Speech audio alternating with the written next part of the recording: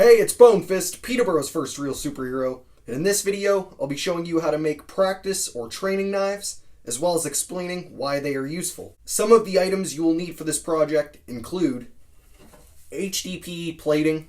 This will be the actual training knife itself. In place of that, you could use wood or proto putty, a real knife to possibly trace to make the practice knife version of, or you're going to draw your knife if you don't have an actual knife to take from. Of course, you're going to need a drawing utensil, some tape to make the grip if you want. I've just used electrical tape. I recommend you should probably use grip tape, but whatever tape you have will work. And of course, you're going to need your tools like saws, drills. I like to use the Dremel. It's good for getting some of the smaller details. Whatever tools you have, whatever machinery you can use to get the shape that you need. You're going to start by taking your plate or wood or whatever you're going to be using and a real knife or a picture of a real knife and tracing that out onto whatever you're going to be using. This plate is a little small for this knife, but I did recreate this one. As you can see, it's a little bit bigger, but it's about the same. And of course, it's going to be a little bit lighter, so it's okay to have it a little bit thicker or a little bit slightly wider. But if you want to, you can go for all those details and try and get it the exact same as your knife or your real version of it. Next, you're going to use whatever tools or machinery you have to cut the shape out of your plate. Now make sure the tip is rounded. Obviously, you don't want it to be pointed, but you can start to kind of bring it into a bladed shape, but still keep it rounded so it still has some of that detail and some of that definition that an actual blade has. After that, you're going to sand it down, use your Dremel or whatever tools to get those finer details, worked in. Drill, if it's, like a karambit, you need to cut that hole out to get that retainer ring.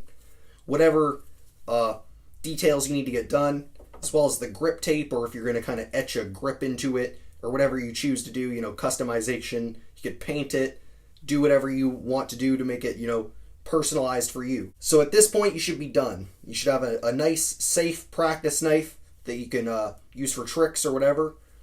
So some of the different ways that practice knives are useful. Of course, you can use it for training in different situations, especially if you have a partner to kind of do it with, disarming or defending against knife attacks, or just practicing, seeing how long it takes for someone to pull a knife on you and what your reaction time and what you can think to do in that amount of time.